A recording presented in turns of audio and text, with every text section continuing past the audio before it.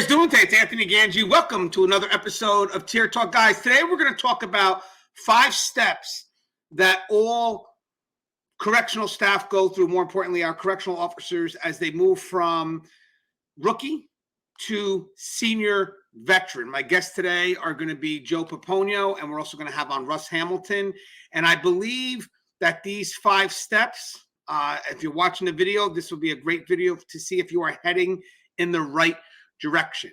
I wanted to do this show last night. Unfortunately, I couldn't get the kids to sleep. So as I was sleeping, all these thoughts were in my head. I actually had a dream.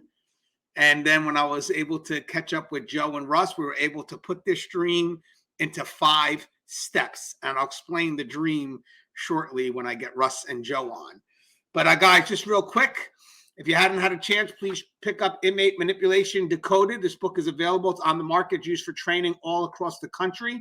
You can find it on Amazon, and the link to that is in the description. There's just tons of advice in this book based on my personal experiences. And then we have How to Succeed in Corrections, Lessons Learned While Working in a Prison. This book is really a book for those who want to have corrections as their career. They're looking to basically be successful, maybe journey up, or even just be successful journeying within, their defined role right now, their prescribed role. This book comes with tons of advice, not just from myself, but from others in the profession. And this book is available through Blue 360 Media. It is only through their site at this point. So if you guys get a chance, check it out. The link to that is in the description. I also have another book that's going to add about 45 or 46 more tips to this one. That book's coming out beginning of next year. We're wrapping up in the final phases of publishing. And then also later on, I'm hoping to come out with one more book, 19 principles when interacting with the inmate population. So I have a couple of things coming out in the works, but either way, those 2 books, as I mentioned, Inmate Manipulation Decoded and How to Succeed in Corrections, are now available. Link to both of those are in the description. All right, let's get on. Oh, we got Russ first. What's up, Russ? Hey, Anthony. How's it going, sir? Good, Russ. Hey, Russ, you mind introducing yourself to our audience, please? Not at all. My name is Russ Hamilton. I'm a former and retired sergeant from California Department of Corrections and Rehabilitation. I've also done some time as a senior juvenile correctional officer. I currently work for a private company where we do reentry and rehabilitation work for a local county jail and a local probation department. Well, it's always a pleasure having you on, Russ. I'm back. You guys see me? Oh, yeah, I see it. Yeah. And Russ, real quick, before we get to Joe, do you have any updates on Keepers of Chaos, please? Keepers of Chaos, growing nice and steadily. If you're not familiar with Keepers of Chaos is a Facebook group where we really focus on the professional aspects of being a correctional staff member.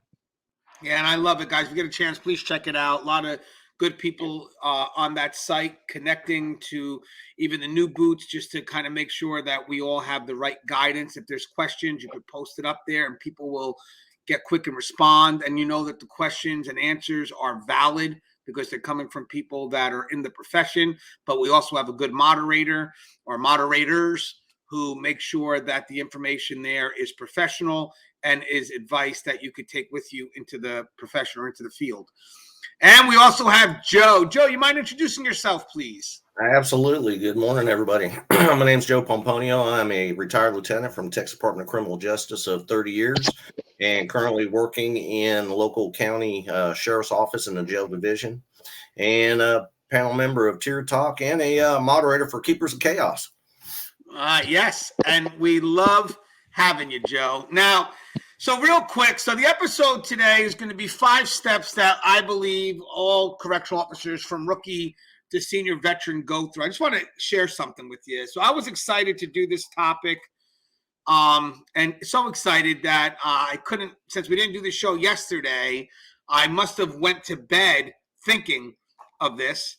So let me just go over this dream I quickly had, and it does relate to what I do in the real world, obviously. So when I walk onto the compound, we have two big buildings. There's multiple buildings, but in this area of the compound, there's 2 big buildings that hold our restrictive housing inmates or restorative housing inmates, right? And when you look at these buildings, they're completely identical from the outside, exactly the same. And to be honest with you, on the inside, the layout is exactly the same. But the only thing that's different is the management styles in the unit. And I remember my lieutenant telling me that, a good reflection of one's management style of the inmate or the unit management style will always be reflective of the officer. So basically how you see the unit is pretty much how the officer runs the unit. So granted, in my dream here, I had one unit that was extremely active, and it's a restrictive housing, so it's a jail within a jail.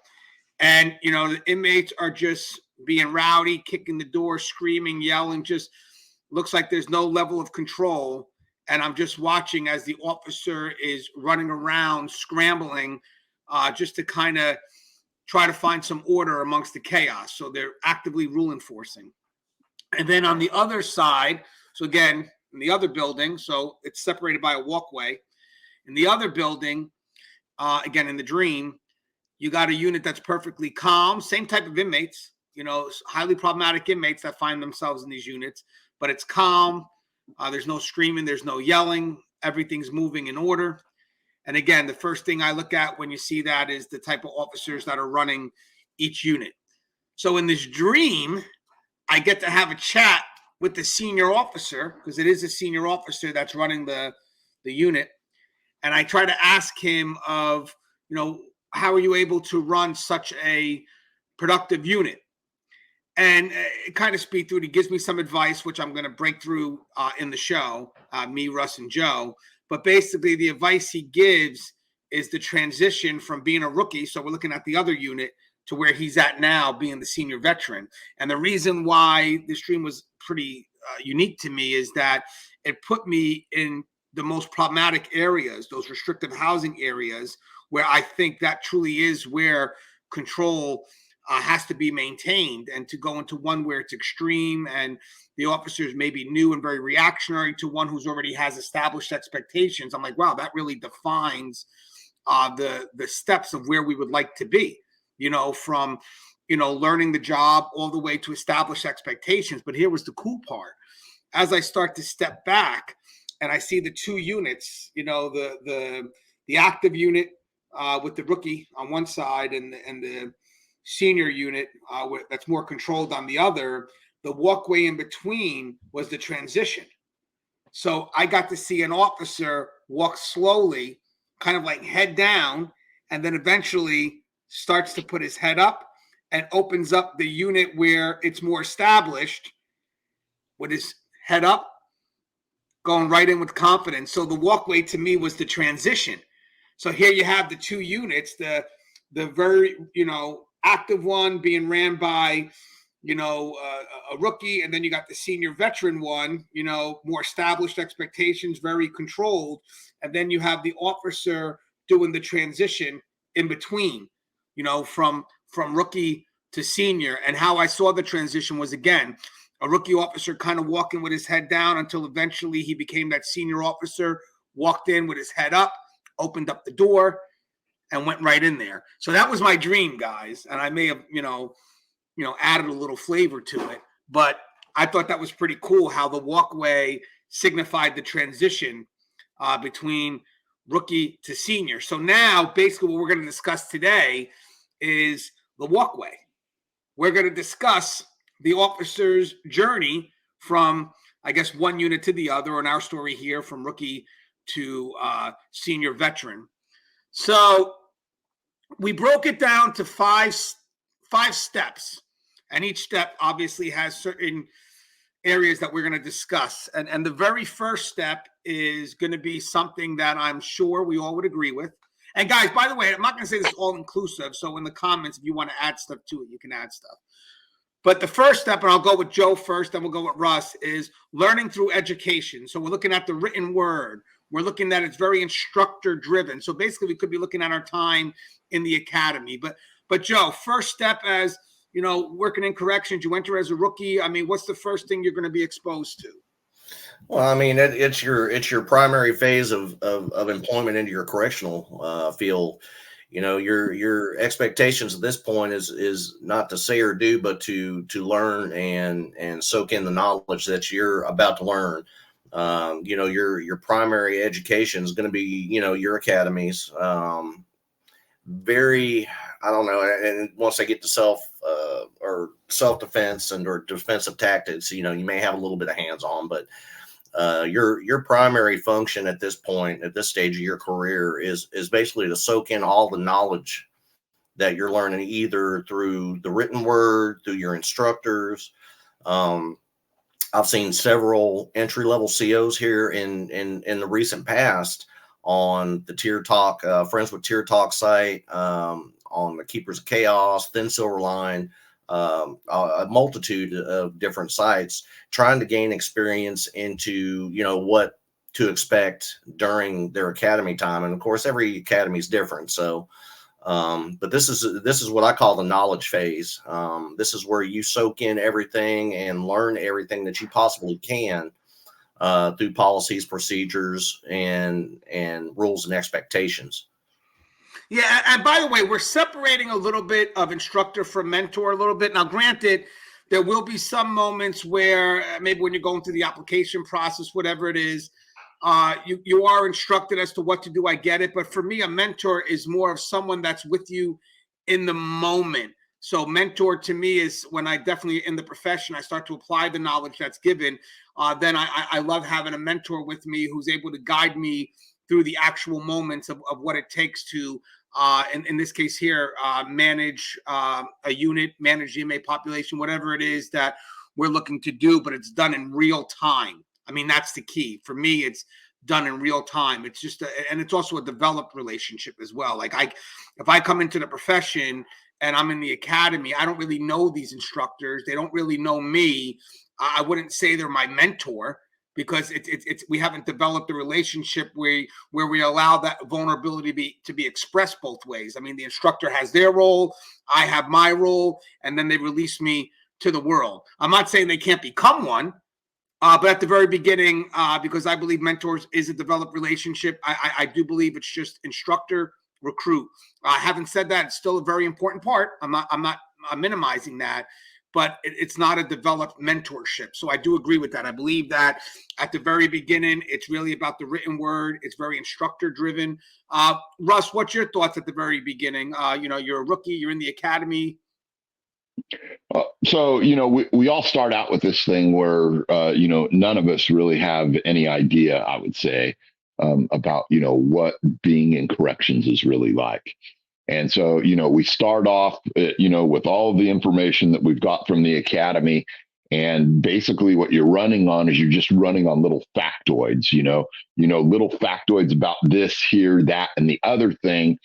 And you really don't have any sense of how all of these things interlock. You don't have any sense of what the relationship is to each other. And basically, at this point, you're trying to search for context. You're trying to see how everything works together, or at least you should be, because you may not even have any idea that all of these things actually work together. And so, you know, you take it out there, you know, into the yards, you know, into the housing units, and you start, you know, trying to use the knowledge that you've gained and see it in relationship to the way things are on a day-to-day basis in that unit. And at that point, you're just really struggling to try and, you know, inculcate all of this stuff that you've learned. Like I say, factoids, that none of these things really make sense by themselves, but they really don't make sense together yet either.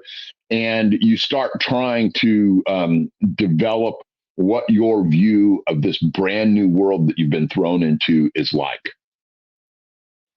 That's spot on, man. I mean, it's the foundation, you know, it's not wisdom yet. You're just gaining knowledge. And it's something that I believe is needed before you enter this world, because that's what makes the lessons, when you learn through application, easier to apply. That's why I don't understand why people or agencies don't send their staff to the academy first. I know they're worried about money, but having said that, you're making it harder for someone to know something because you haven't given them the foundation to understand it. It would be no different than, I'm going to have someone practicing becoming a doctor before they actually get their degree and learn, have some fundamentals that they need to learn. I mean, it's crazy how some agencies will just send the officer into the jail and prison and expect them to know everything, and then we'll send them into the academy a year later. And another problem with that is, a facility could run a certain way in which now when you send them to the academy, it could wind up being adverse to what you really want.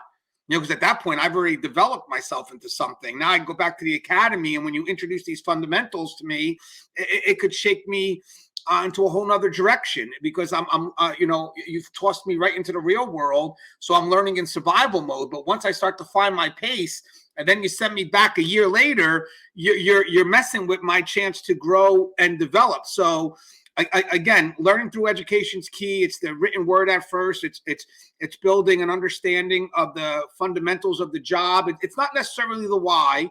I think the why will be discovered eventually when you learn through application, which will be the next step. But it's more of just knowing the type of world that you're getting into, like Russ said, kind of building that foundation. And again, guys, let me get your thoughts on something. I'll start with Russ and then Joe. The second step I do say is more mentor driven, and the first step I said is instructor driven, and I do agree with that. Would you agree at the very beginning, Russ, that the academy instructors really aren't meant to be your mentors? Not at that point, but eventually mentoring will probably be more developed as you start applying things in the real setting, right? Joe, or Russ, what do you think about mentor and instructor? Yeah, like if I were going to liken it to something, I would say that, the instructor process, the academy process, the foundational, or whichever words you choose to use, or whichever way it is in the department you're in, that's basically chipping away at the rough edges. This is not about getting a finished product. A finished product has to go through a series of steps. And so, the rough edges, I mean, this is the point at which, you're on the wave. We're not down to the sandpaper yet at the end of the process. This is the chance to form the basis of what's hopefully going to be a very good, serviceable correctional officer, maybe even a great correctional officer. But, that's not the point at which we apply mentorship or any of these, finer points of learning. This is the point at which the rough edges get knocked off, and we try and come up with a shape that's your basic correctional officer that can take orders. Yeah, it's funny. I remember an instructor telling one of our recruits at the time that I'm not really here to get to know you. I'm really here to get you to where you need to be. And that's it. And then as you're dealing with a mentor, I think the mentor deals with the person as a whole. I really do. But Joe, what's your thoughts about that? The instructor mentor? Yeah, I mean, I wholeheartedly agree with Russ. The academy phase, your instructor is meant to be just that, your instructor. They're not meant to be your mentor.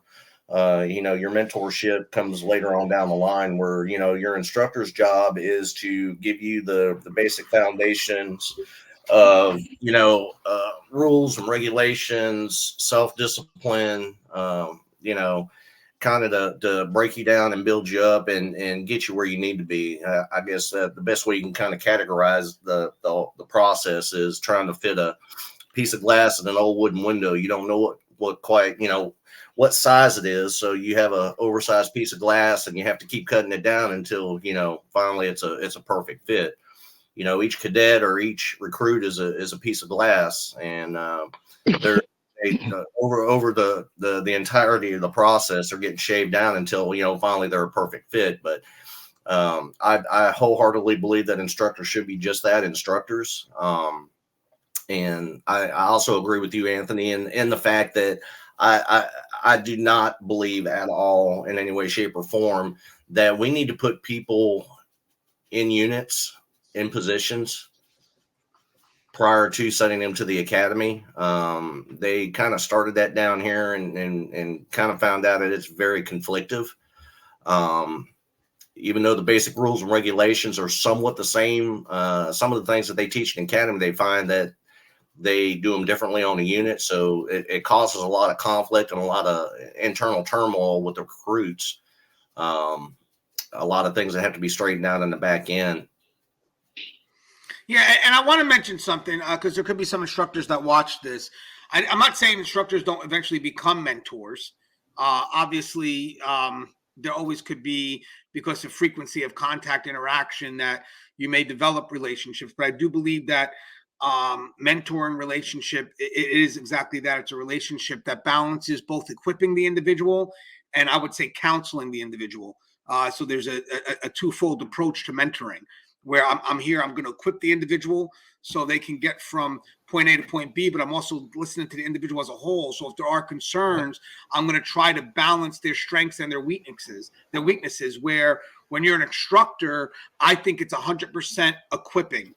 I think it has to be. Granted, you could have some private moments where you're dealing with the individual, but if at any point that one person starts to set everyone back, you have to do what's best for the team, for the recruits itself. So I think it's about equipping. It's about making sure people are able to get from point A to point B, and they have to meet your standards of excellence. Where when you're mentoring, I think the mentor actually works with the individual from their perspective to lift them up. So there's a level of, again, equipping and counseling. It's a balance when it comes to that developed relationship. So I think mentors embrace the person as a whole, where instructors, they try to look for that spark that leads to where they want them to be. So I think it's more of the instructor's perspective of where that person has to go, as opposed to the mentor telling them how to get there, if that makes sense. So I guess equipping versus equipping and counseling. Okay, so did that make sense, guys? I hope that made sense. Yeah. Perfect sense. I was trying to borrow a little bit from you guys. So the second spot that we came up with is, okay, so you're learning, you kind of, got the knowledge set. So now you're going to enter the real world. And I think the next step is learning through application. So it's going to be hands-on, a lot of active rule enforcement. This is where we mentor and have the FTO. It's kind of mentor FTO driven, because we believe that at this point, Russ even mentioned it before, you are going to develop some level of autonomy, but there's always going to be guidance. So at this point here, the FTO or mentor, they're going to be kind of next to you, but they still want you to make decisions. They still want you to kind of, Russ said it best, observe and respond, because it is a very reactionary stage. And this is your effort to build confidence in your authority. So this is, where you're, kind of reactionary. I observe something, they violate a rule, I go there and I correct it, whether it's going to be probably an immediate charge at this point, because you're establishing your boundaries. I mean, that's key. You're establishing your boundaries within the inmate management or unit management. And then this is also about maybe also, Russ mentioned raising your hand to just kind of discover maybe areas of other areas that you may want to kind of learn and try what you read about while you were going through the academy. So again, guys, we're looking at this point, learning through application. We're looking for very hands-on. I love when Russ said, observe and respond. So if an inmate breaks a rule, you respond. So it's very reactionary. I believe there is an introduction of a mentor at FTO, and they're kind of next to you, but they're still trying to build some autonomy, but they're still active with you. They're very active with you because they don't want you to fully sink, and they understand that, hey, guys, he just started, this professor, she just started, so I'm going to help guide them through it. But there is still a level of, they're going to still try to get you to, be a little autonomous, but mostly they're next to you. And let's see. And then this is all an effort to take the knowledge that you learned from the academy and through experience, turn it into wisdom, so you can start to develop confidence. So I also believe this is the first stage where you start to develop confidence in your use of authority. So I went with, who did I go with first last time, Joe or Russ? Either way, let's start with Russ on this one, because he did give me the observe and respond. Okay, so I just remember, when I got out of the academy and first showed up, that there was just basically this set form of rules, in the form of, post orders and stuff that told you what you were supposed to do. And so, you would look through those and you go, okay, I show up at 3:00, and at 3:10, I go do my first security check. And as I do my security check, if I come across something, then, I let someone know, and maybe we have to deal with it, and, you just run through this progression of the things that you're supposed to do. And that's what I call, the observe and respond phase. And it's just, you're kind of, programmed as a robot. And basically all you've got is your BIOS to go on. It's your basic operating system, And some people don't ever realize that there's something far beyond that's coming. But I do see a lot of officers along the way who they get stuck in that phase and they never progress beyond it. And they're very reliant on, just what they've learned at the academy, just what they've learned in training, and just what's within the bonds of those post orders, right? And it's very self-limiting. And, we need to make sure that the person from that point grows out beyond that and gets there. But at the beginning, that's your basis for starting on the journey. That's your basis to get to the point where you want to be. But it's very rote, and you just have to, learn that there is going to be something further coming. I hope that makes sense.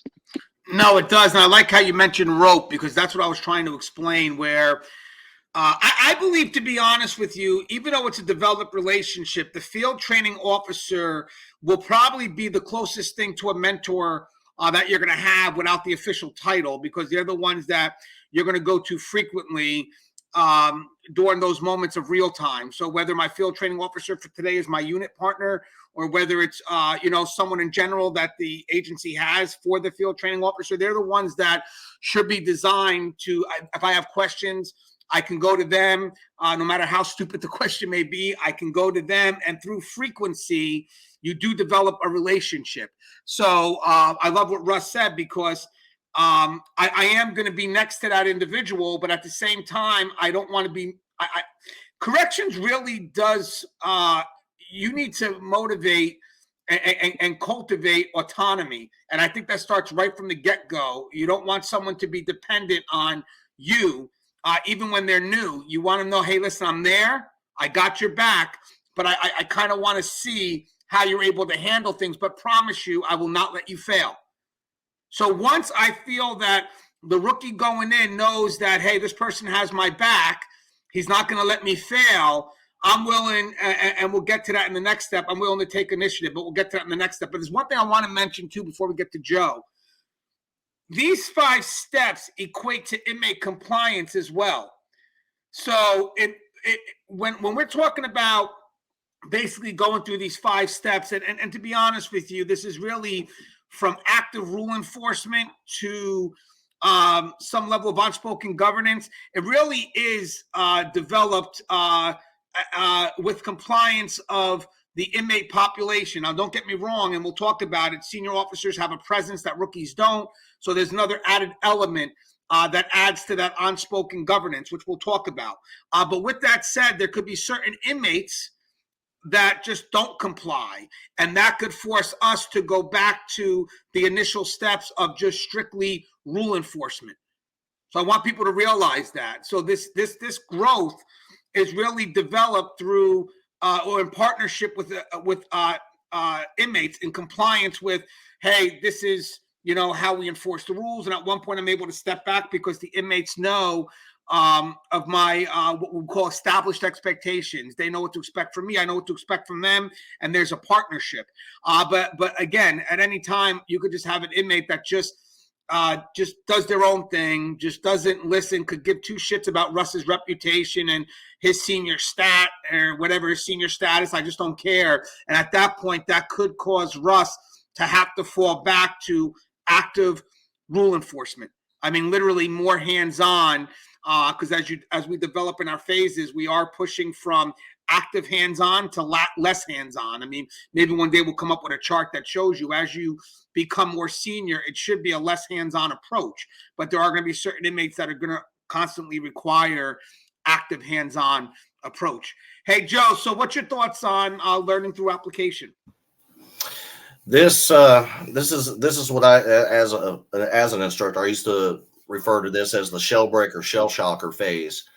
We've given you all the basic knowledge. We've told you, what your job functions are going to be, what you're going to be doing inside a penitentiary. We've discussed the features of a penitentiary, where you're going to be doing pat searches, where you're going to be running chow, where you're going to be running an area, where you're going to be doing searches on cell blocks or dorms, whatever. This is where you actually learn the process. This is where your FTO is glued to everybody's hips and giving them specific details to the basic instruction that we as instructors have given you during the academy. This is where you start to come out of your shell and you work on your confidence, especially if you're a person who's pretty much always avoided conflict. Conflicts are going to be in a penitentiary environment no matter what. How you handle them is everything. This is where you start to gain your confidence in your authority. By practices and procedures. I know I used to have some in the chow hall with me. I used to have some in the hallway, and I would let them know that, when these inmates are coming up and down the hallway, they stay behind the yellow line. They walk with their hands behind their back, and you pick them out at random and you pat search them, and then you send them on if you don't find any contraband. This is where you start to get them comfortable with the process. You get them comfortable with their gaining their confidence and their authority. This is where you get them confident in how the specific processes are carried out. This is where they get to see and actually practice hands-on the actual prison process. This is where they gain more knowledge into their abilities as to how and why we do the things that we do. Their FTO should be there to answer any and all questions. And I know as a lieutenant, I used to instruct the cadets when they came through with their FTO. If they had any questions and their FTO was tied up, or the FTO may not specifically know the answer, I always made myself available to them. Because I want them to know that, as part of my job as a lieutenant is to have their back and make sure that they have everything that they need in order to gain their trust in what we do and gain their ability and confidence. Yeah, Joe, you know what you're spot on with? So I'm thinking back in my days. I had a good lieutenant when I was an officer. That was my training lieutenant. So a lot of the things that I talk about the initial part of my career is pretty much the same lieutenant. Maybe I'll see if I can reach out to him and get him on. He had over 30 something years in, even when I started. So he's definitely got some old school mentality. But he even said, like, hey, before you develop discretion, I want you to seek conflict. I want you to be able to go find a rule breaker and tell them no and not concede, because that has to be your strength before even discretion can be employed. Because a lot of the times, if you don't have the ability to say no, if you haven't really built the strength in the rule enforcement, then you're going to utilize discretion very weakly. It's going to be whatever is more convenient. And it's always more convenient to avoid conflict. So he wants to make it a habit for you to seek the conflict. The guy breaks the rule, chase it. I mean, that's kind of what Russ said, observe and respond. It's like, what, you're telling us to seek conflict? Well, yeah, because we want to make sure that you're able to tell people no, because we don't want to do that. It's against what we want to do. So yes, I want to go see if you can tell people no. So seek conflict, observe and respond, and then do that for a while. That's something that you really got to work on. I think this is one of the longer parts of the transition is active rule enforcement, seek the conflict, seek the no, and then later on, when it comes time to employ discretion, think the strength of the foundation that you developed, where you're not conceding for things to be more convenient. I remember someone told me, oh man, someone had told me when we talked about de-escalation, And you know, like, okay, well, now our job is to de-escalate, but you should still have that strong foundation of, you know, I'm going to go into de-escalate, but I'm going to be prepared to stand my ground as well. Because someone had said, Gangi, if you de-escalate too long in a situation, it becomes a negotiation. You know, and so you got to de-escalate with some authority. A lot of people think that when you go to de-escalate, it's the power switching. No, it's not. You're coming in with the power, and if you let it go too long, you wind up starting to negotiate and giving up power every time you negotiate. Hey, I wanted to ask one more thing before we go to step 3, real quick. Is I got to ask this just as a I want to get another thought on this, so I'll go with Russ first, and then Joe. Or no, I'm sorry, I'll go with Joe first, and Russ. I did say that these 5 levels do equate to compliance with an inmate. And at any point, if they become non-compliant, we could wind up falling back to what I feel would be the rule enforcement side, the observe and control. Is there any difference as a senior officer when it comes to observe and respond than a rookie officer? So remember, I said that at the very beginning, you know, you observe and respond, like Russ said, you know, because you got to be active in your rule enforcement. But if by chance I'm senior and I got this inmate who's just a pain in the ass, you know, I am going to probably have to do some reactionary rule enforcement.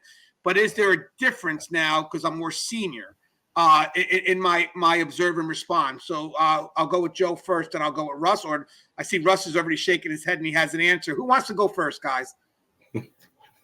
It's Go your ahead, call, Russ. Joe. Go ahead, Russ. Okay, good. I saw Russ already had some. So I'll tell you that this to me is the seminal difference between the two. Is at the one level, the newer guy, when he's going to go in and handle this conflict or whatever it is, for him, it's a stress test. For the other one, it's already a foregone conclusion, mostly. Right? We would. I like that, man. I love. You got to repeat that. Repeat that, Russ. Okay, I'm saying so for the lower level acting correctional officer in this state, this is a stress test, right? For the one that's, you know, already a developed, fully competent correctional officer, it's a foregone conclusion, right? And so there's 2 different attitudes in the way this is expressed when it's going on inside this unit. And the level of confidence exuded by the more senior officer, you know, assuming that they are that competent person, is going to really do a lot to influence the particular inmate or the inmates involved in this, because they've already dealt with this officer, and if they haven't, they already know his type. They've already heard about him. You know, if he's just filling in for the day or whatever.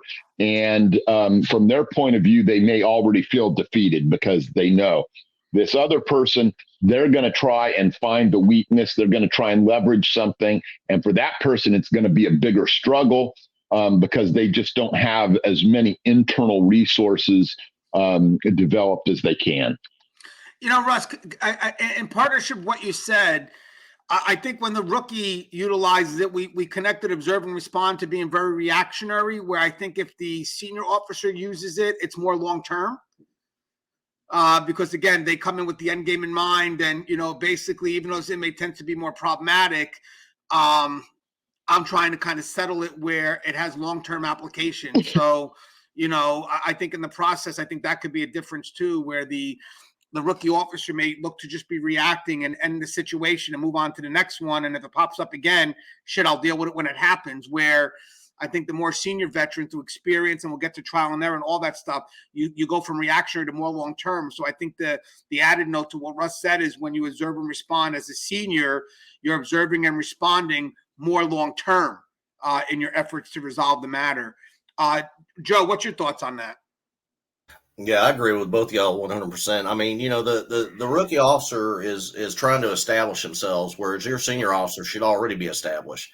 So, you know, if your senior officer is having the same struggles as your rookies, there's an issue there.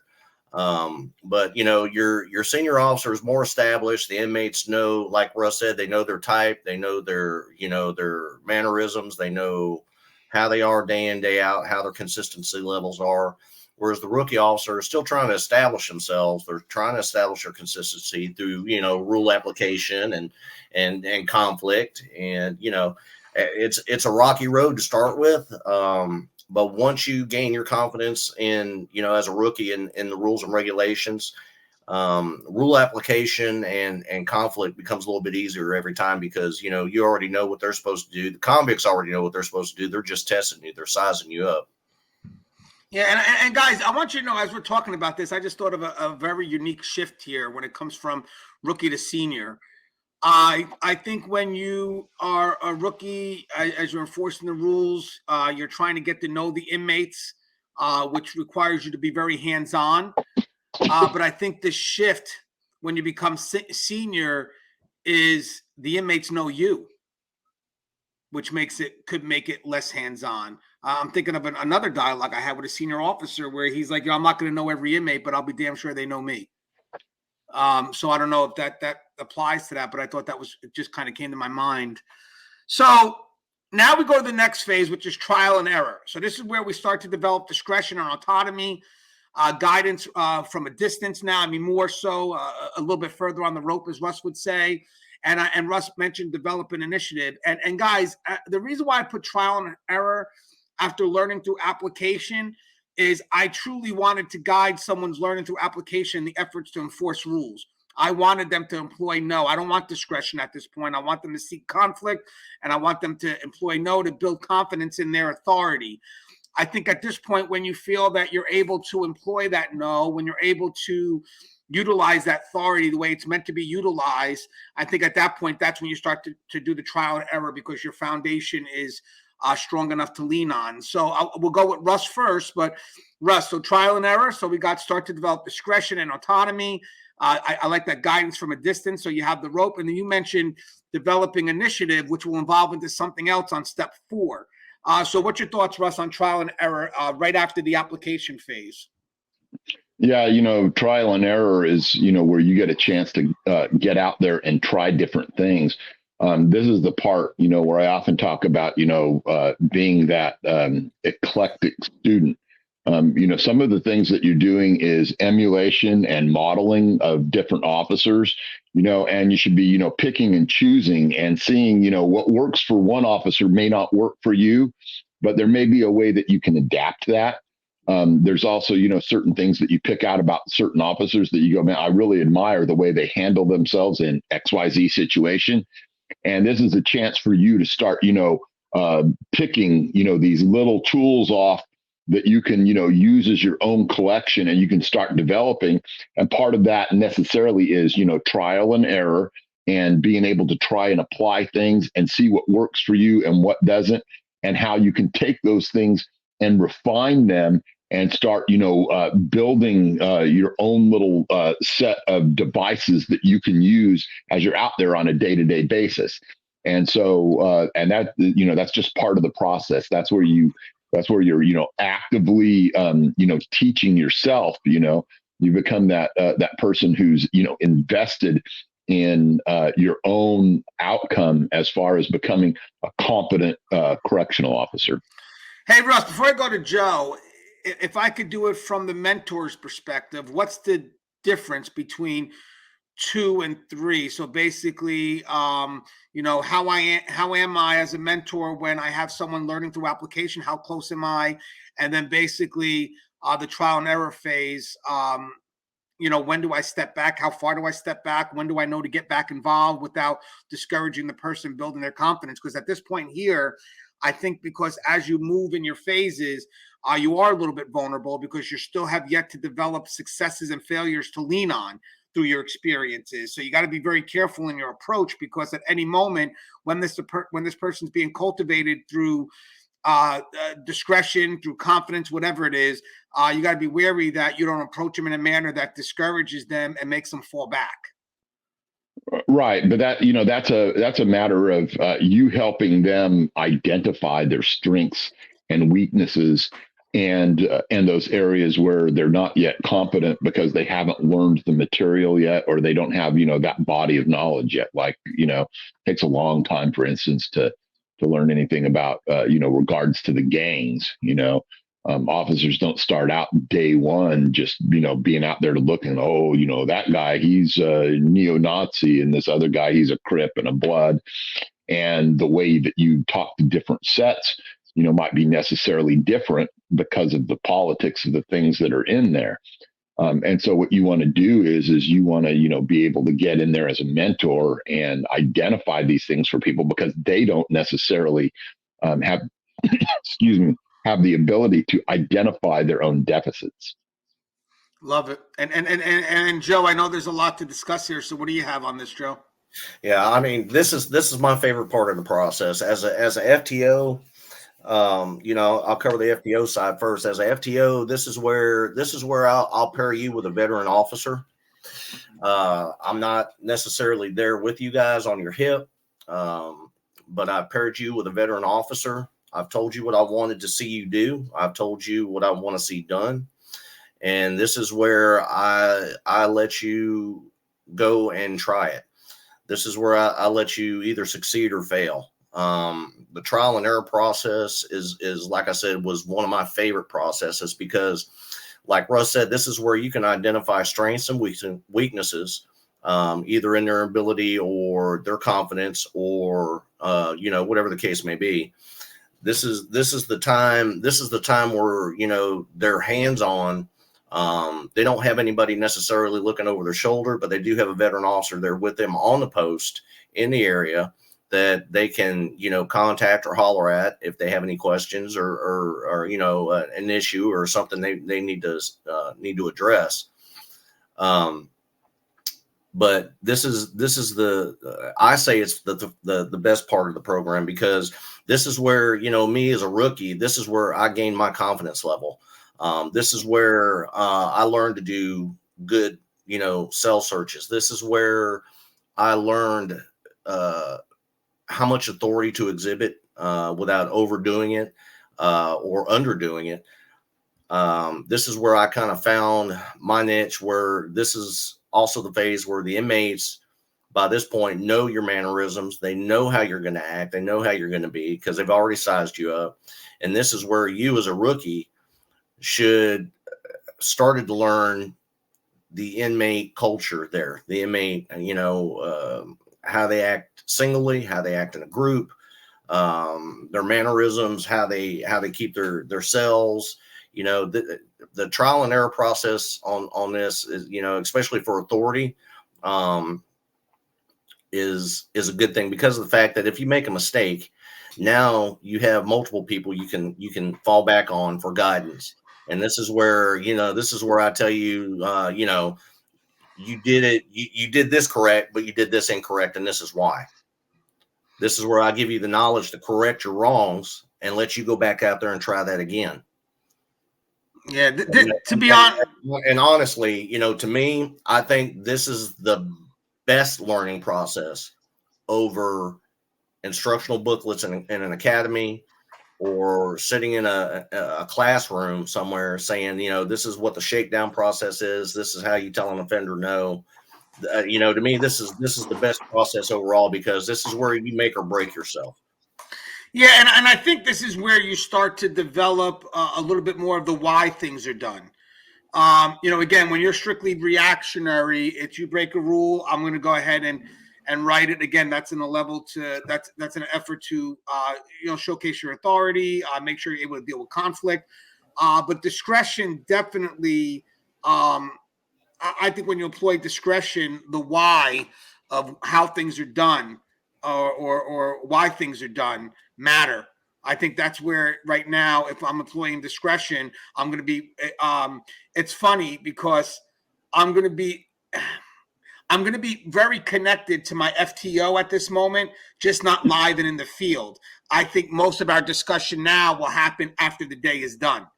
So, like at the very first part, maybe they're next to me, alongside me, and they're working me through it, still giving me autonomy.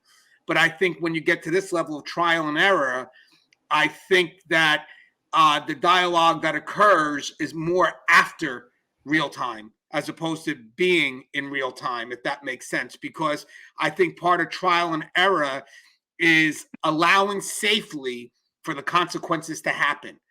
depending on what those consequences are. Bear with me.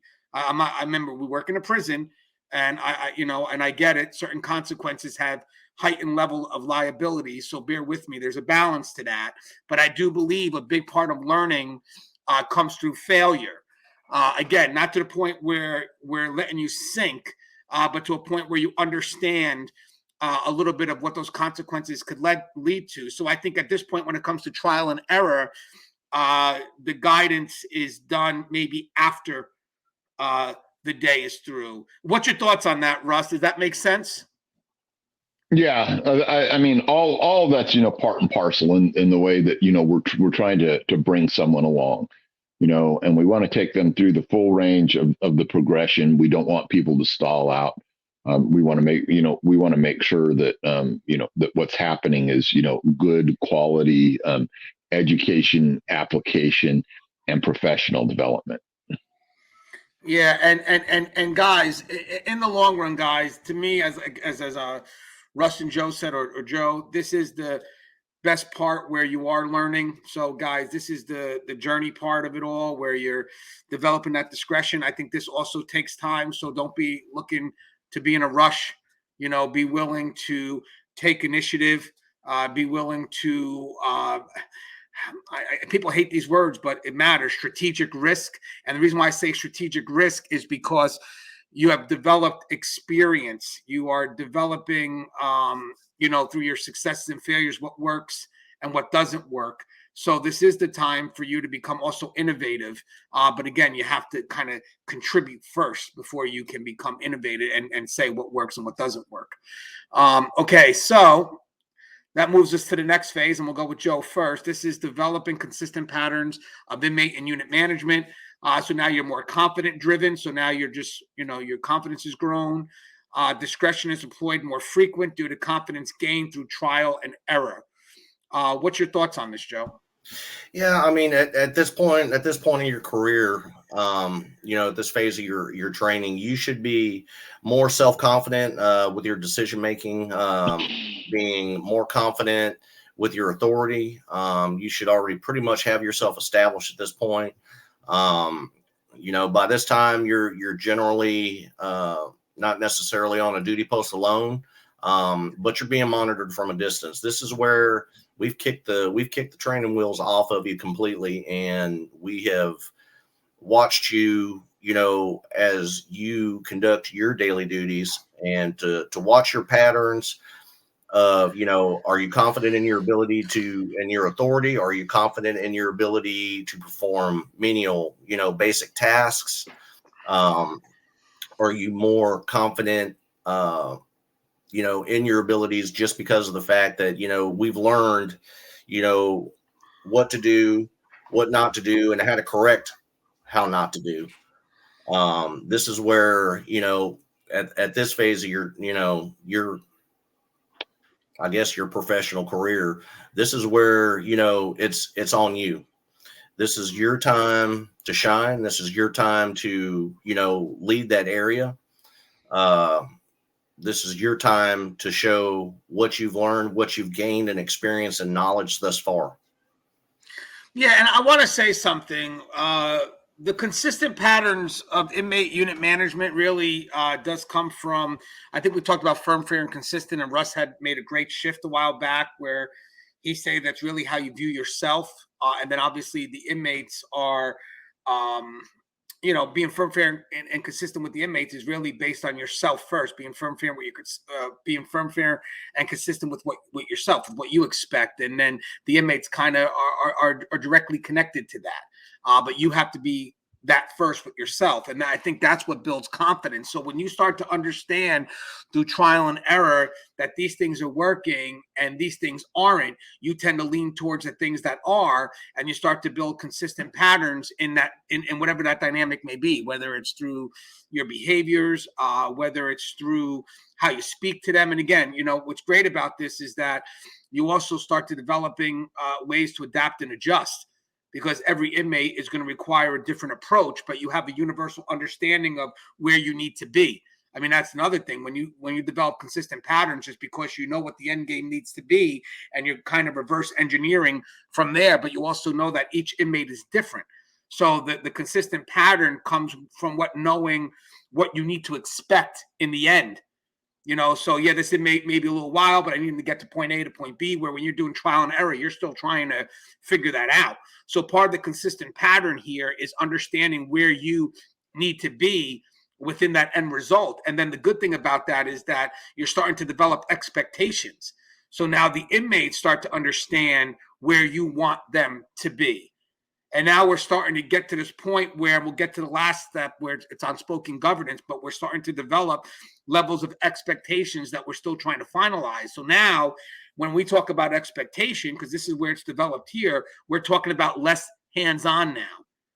That's the key. So we've gone from rule enforcement, very hands-on, to drifting towards less hands-on. And that comes when the expectations are translated through the population or to the population. That really does come through the consistent patterns of what works and what doesn't work. But then also the inmates picking up on those consistent patterns and realizing, yeah, that's going to work for him and that's not going to work. So I'm going to lean towards what works. Because again, consistent patterns are going to be what works.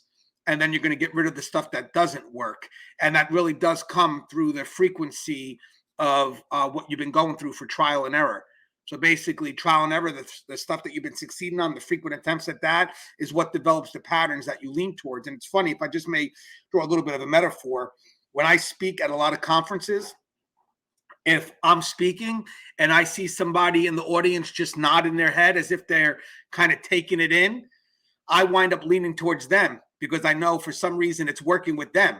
So I wind up forgetting that I have a whole nother audience. So I try to, stay focused on everyone. But if there's that one person that's taking it in, I know my message is getting to them. So I wind up just kind of talking to that one person. So if you ever watch one of my shows or whatever conferences, you'll see that if I'm focused on one side, it's because there's someone in the audience that I see embracing the message. But Russ, what's your thoughts on that consistency? Yeah, this has to be, the point at which, the person, our trainee is, transitioning, from the rookie, all the way into the journeyman, and eventually, toward the master side of being a fully able correctional officer, and it's that consistency that helps them be able to exert a high level of influence, over their specific area of responsibility. Once again, though, this being corrections, nothing is ever 100%.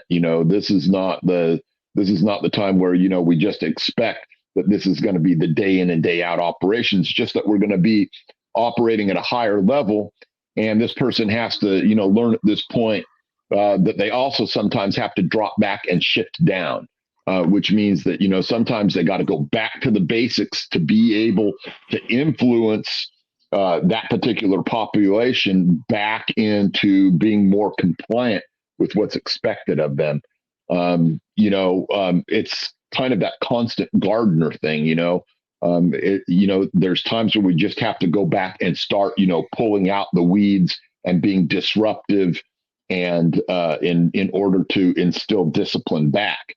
And it's even a great correctional professional that knows how and when to shift backwards and forth. And let me ask a question, Russ, because I think you're touching into it too. I just want to make sure we get it out there. I think the difference here between trial and error and developing consistent patterns is that I believe you have an end game, right? At this point where in trial and error, you're trying to develop an end game. Yeah, I think you're, I don't know, that because, there's not ever necessarily, one goal that we're looking to get toward. There's more of a broad generalization of what I want our goal to be, which is always improved safety and security of any given area, right? That's the given. What we can do with regards to, decreased conflict, decreased incidents, and all of that is just, part and parcel for what we're trying to achieve. So that's always our end game. But we have to remember that our end game is largely not specialized, it's generalized, because of there's just so many things that go on in corrections that it has to be generalized in that fashion.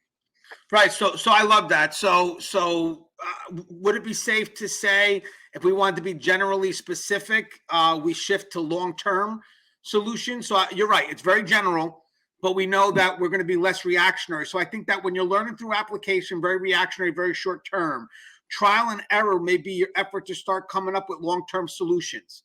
I think so, because if it was reactionary, what the hell am I trial? Just A-B, reaction. And then when it comes to this, go ahead, Russ. Sorry. I was going to say that's what I talked about before, though, about the constant gardener concept, is that we have to do things along the way. We have to be in that level of being proactive. We have a new guy come on the unit, and we notice that things are starting to get disruptive. What are we going to do? Are we going to wait till things blow up and we have a riot? Or are we going to get in there and we're going to start figuring out what this guy is about? We're going to start seeing if, he has gang ties. Maybe we're going to try and validate him. Maybe as part of the process of validation, maybe we're going to end up, having to segregate him. And we are approaching things from that perspective of, preventing and preempting, rather than just, sorting it out and then putting it all back together and wasting some of that initial energy that we put into getting this thing going. So our consistency level starts to take into account all of those things about being proactive. Yeah. So you know what? So again, just as we evolve through these 5 steps, I would actually say this then, you just in agreement with Russ and Joe, is that you go from enforcement to maintaining. Because think about the constant gardener. I mean, you got the weeds, but you're maintaining the garden. So you already planted something.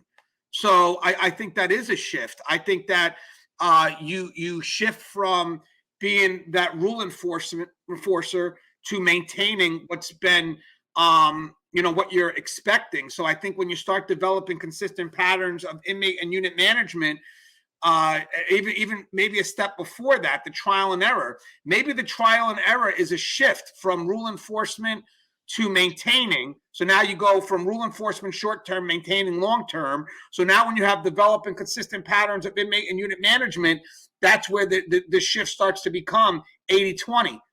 I'm going to be maintaining more than I'm going to be enforcing. And Russ, you mentioned something about, if a senior officer is still operating a certain way, we have to revisit this person's style. Maybe when we find a senior officer is being more of an enforcer than more of someone who's maintaining, then maybe they haven't made the transition. Does that make sense, enforcement to maintaining? I would love to get your opinions, and I'll start with Russ and Joe. I'll start with Russ first, and then Joe. Okay. I was going to say, it could be that, but don't underestimate, the level of, violence and resistance, that comes from our inmate populations. I mean, it would be great if things, could just always be run at that upper level. But, that's just not always the case. There's times where we have to go into those more hands-on, and I mean that in the literal sense this time, where we're doing that because we have to fix that which is wrong. We have to go in there and, we have to, become the enforcers. We have to revert back, revert back to being the knuckle draggers and stuff, because there is a time and place for that in corrections. Not necessarily just every day, every time, but there are institutions and populations of inmates where that's more often the norm than not in some cases. Yeah, and we kind of did mention that these 5 steps kind of equate to the amount of inmate compliance that you're getting. But I do love what we've been touching on, is the fact that, if as a rookie officer, I'm enforcing the rules, So basically, it's just an end game, real quick, very short term. But even if I had as a senior officer to go back and put my hands on somebody, I think I do have a long-term end game that I'm trying to maintain, which I think makes the approach a little bit different, more strategic for the senior officer as opposed to the rookie officer who could be more reactionary, less strategic. What's your thoughts on that, Joe, before we get to the final step? Yeah, I mean, you're in this phase here. The rookie, when they first came in, them asserting their authority was more of a blind assertion than it was a directed assertion. Whereas at your rookie level, you should have found your path, found your way, and be able to assert your authority as a maintaining, overall piece of the pod. There are times where, unfortunately, uses of forces will happen. It's just one of those necessary evils inside of prison. But by this time, you should have a shift lieutenant or a shift sergeant who, is observing you. And if he finds your actions problematic, this is where the shift lieutenant or shift sergeant is still kind of de-weeding that garden as to, the crop is there, but unfortunately, you got a few weeds that are kind of holding the growth back. This is where they step in and, counsel the process, as the pros and cons of what their actions are, to teach them, through guidance, teach them through training, teach them through enforcement. To me, when a rookie comes in with a group of cadets and the FTO has them performing a task such as, pat searches or cell searches or what have you, they're asserting their authority into the offender population because I told them to, not because they should know this is what they should be doing already. Whereas your rookie officer, by the point that he hits rookie status, he should be exerting his authority because of his knowledge of the processes, because of their knowledge of the policies and procedures, because of the culture of the area that he's working, whether it be general population, segregation, whatever the case may be. So their authority should be more not maintenance, but it should be more directive at this point. And if it's not, if the employee's causing more disruption than he's causing, I don't want to say harmony, because you're never really going to have harmony. This is where their shift supervisors need to step in and kind of observe their actions, and kind of redirect their focus in a different way. Yeah, and guys, every time we have a discussion like this, we could develop these into PowerPoints. I mean, literally, you got a PowerPoint here for those who got to make the transition, but you also got PowerPoint for those that need to support the transition. Because even as we're having this dialogue, think about the different perspectives. We're telling people what to expect to know you're going the right way. Because we pretty much, I like the enforcement maintaining. I love that constant gardener. I could picture that being a slide in itself. The constant gardener. I love that, Russ, when you put that in there. And then you got, Joe talking about that, what's expected from the supervisor. And basically, I mean, think about this. I mean, you got a PowerPoint that truly could apply to any agency that encompasses all perspectives from those going through the transition to those who have to support it. And an end game, from beginning to end, and the end being the unspoken governance, the established expectation. So, guys, one of my favorite books is this book right here, 5 Levels of Leadership, right? And I did a class on it. It's in the videos. And one of the things about the 5 levels of leadership is that on the 5th level, it's legacy driven. It's by reputation, where things happen automatically. I think ultimately that's what people want to establish, less hands-on, and the world works based on what you have maintained, those established expectations. Same thing carries out here. If you noticed, we went from very hands-on to what would be considered, with unspoken governance, some type of reputation or some type of legacy. Because the big thing about unspoken governance, and Russ kind of touched on this before, it's more about your presence being felt than as opposed to it being seen. I think that matters. I think that, for me, the best thing of leadership, and it does kind of equate here, is what people do when you're not around. I mean, that to me is always the key. So, when you're not in the unit and let's say it's your day off and someone comes into the unit that's working for you on your day off, I mean, does your unit still run the same way? Or are these inmates still trying to maneuver? So I do believe that, established expectations literally is the highest level. I don't think, I don't know if everybody's going to be able to reach that. I mean, that's the goal that you want to reach. I definitely believe you should be reaching to the level before, but I think established expectations is more legacy driven. I think that's something that, it's still, these steps still have to be maintained. But I think that's the highest level of effective unit or inmate management, is when you have established the expectations and the world just works. That means when the inmates come in, they know it's your house. It's not the other way around. I mean, that's another thing. When I'm a rookie and I'm going into a unit for the first time or first couple of weeks, it's hard for me to embrace that unit as my house because I don't know a lot. I have a lot of ambiguity. I'm learning the job, so I don't have that confidence to walk in at the very beginning and say that's my house. That's why I do need the mentor next to me or the field training officer next to me, because in their mind, the house should be at least theirs. So I'm able to borrow a little bit from their confidence, their reputation, and cultivate me a little bit. But then as I become senior and as I start moving forward and expectations are established, then yes, I should be able to walk in and say, yeah, this is my house. And I believe I have to believe that, and not in an aggressive way. It's more for confidence. And I kind of use the two units with the transition, head down to head up. But when you walk in that unit, and guys, I believe that's true.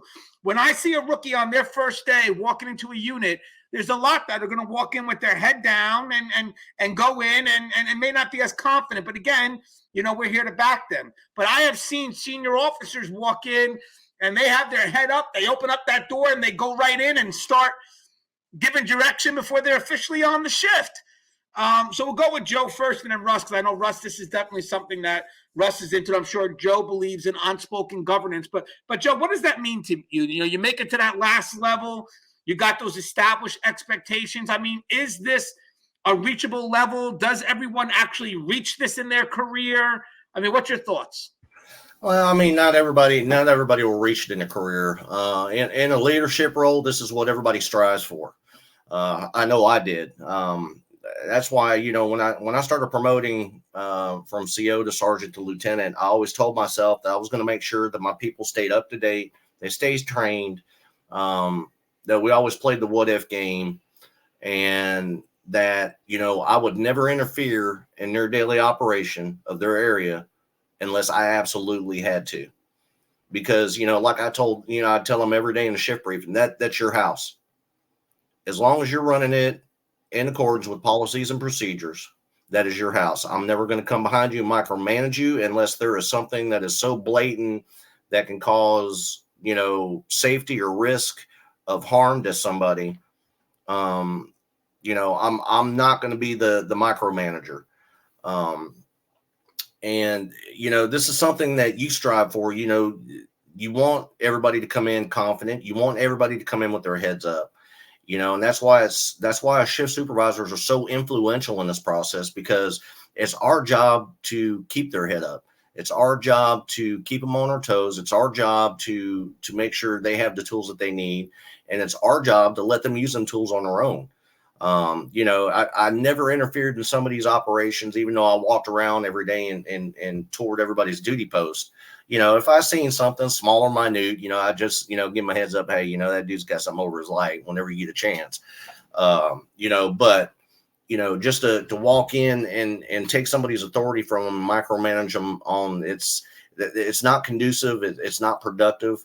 As a leader, my daily strive was to be able to come in, tell them what I needed to get done for the day, what needed to be done for the day, and then I turn them loose. They did so without any major disruptions of operations. They did so with absolute authority. They did so without, any questions to their abilities or self-confidence, because, it's my job to make sure that you have that confidence. I want you to succeed because, ultimately I knew I wasn't going to be around forever. So it's my job to teach you how to carry on with my position once I leave. So, not everybody has that level of leadership. You got some of those that are micromanagers that come in and, they micromanage, or they just like to hear their own voice on the radio constantly for an 8-hour or 12-hour shift. It doesn't do anything for your people. When you do that to your people, you've basically broken them back down to a rookie status. You have taken the seniority and the status that they've earned over the last however many years, and you've broken them back down to rookie status because you're not giving them the option of running their own area. And you would be surprised if you let them have the reins, let them run their own area, as long as they keep it within their authority level and within their guidance and boundaries, or what we used to call keeping it between the ditches. You would be ultimately surprised how well that wheel can keep rolling without you, being in interference in it. In the future, I have an upcoming episode. I'm finishing up a book now about leadership with vulnerability. And it's funny because I'm not going to run an inmate housing this way, but when it comes to dealing with your people as a supervisor, a little side note is that you're judged by warmth first before competence. Where when you're working with the inmate population, it's going to be competence first, because if you do warmth, you're going to be too soft. So, I thought that was kind of a little sidebar, but well spoken, Joe. Had me thinking of something. Hey, Russ, what do you got, Russ, on this part, the unspoken governance? Yeah, I think that, we all have to realize, that, any specific individual corrections professional can only go so far with the unspoken governance. You should, be that proficient that you can exude that to a degree. But a lot of that, comes back down to teamwork. Your sphere of influence is only going to go so far. When we reach further up the ladder, to those, second and third rungs where we're talking about, sergeants and lieutenants, it's going to be more about, span of control through delegated authority. And those individuals are leaders. If they're good leaders, are going to be developing those people at those posts and, helping, train them further out, so that their span of control reaches further and further, and the delegation of their authority matters more and more because of the competency of the people that they're delegating it to. So this is ultimately where we want to be. This is what we kind of want we talked about it before, our end game to be is to be at that master level, and not simply be, in that phase or that mentality where we're observing and responding and we can't get out of that ditch. And we're just constantly, fighting our own selves because we're not doing anything that's proactive, preemptive, and preventative. Yeah. And to think about it, guys, think about this whole shift that we did. Again, it would be great for a PowerPoint, but we took you through what we feel is a generalized series of steps that you take from becoming rookie to senior. And I think with some being a little innovative, you could probably apply this to other areas of your growth in this profession, not just strictly to inmate and unit management. But I mean, if you think about these steps, you can easily apply them to any part of your career. I could apply this specifically to maybe how I grew in the administrative side. But I think ultimately it comes from testing boundaries to establishing those boundaries, and then ultimately working where those expectations are met, because you got to be consistent. So I think expectations equate to consistency, as long as you don't keep shifting them. And again, all this matters when you have core values and core principles that you remain connected to. The moment you lose those, the less established you'll be. So again, once you create expectations, I'm not saying, guys, that you don't adapt and adjust. I mean, situations will always cause you to adapt and adjust, but you try never to shift your foundation. I mean, again, that's what started from what we learned to where we are now. Like, I can adapt and adjust, but I always have a strong foundation that I'm building from. So I never shift entirely. I stay truly connected to the core values of what I believe my purpose is, which is always going to be caring for the people I supervise and within providing a safe and secure environment. I'm okay with adapting, adjusting, as long as I don't shift an inch from those two principles. Okay, so anything you'd like to say in closing? I'll start with you first, Joe. Yeah, just one last thing I wanted to kind of put in there regarding the last topic. As I talked about it as a leader and what leaders should be doing. Officers, at this stage of your career, you are the senior veteran officer, and I want to make one thing perfectly clear to you guys. By this point, we have put absolute trust in you guys to do what you do day in and day out. And I'm going to tell you from a respect standpoint, I've never had more respect for any individual than one who can own up to their own mistakes. If you're the type of officer that can come to me and say, "Hey, Lou, look, I screwed up, man. This is what I did. I confiscated this guy's radio, but I did not know he had a legal property transfer paper on it because I had somebody else's number on it. I put it in the property room. I need to get it back to him." Owning up to your own mistakes and being able to correct your own mistakes without actually involving a supervisor, but letting the supervisor know what you've done, that right there is the ultimate senior rookie status.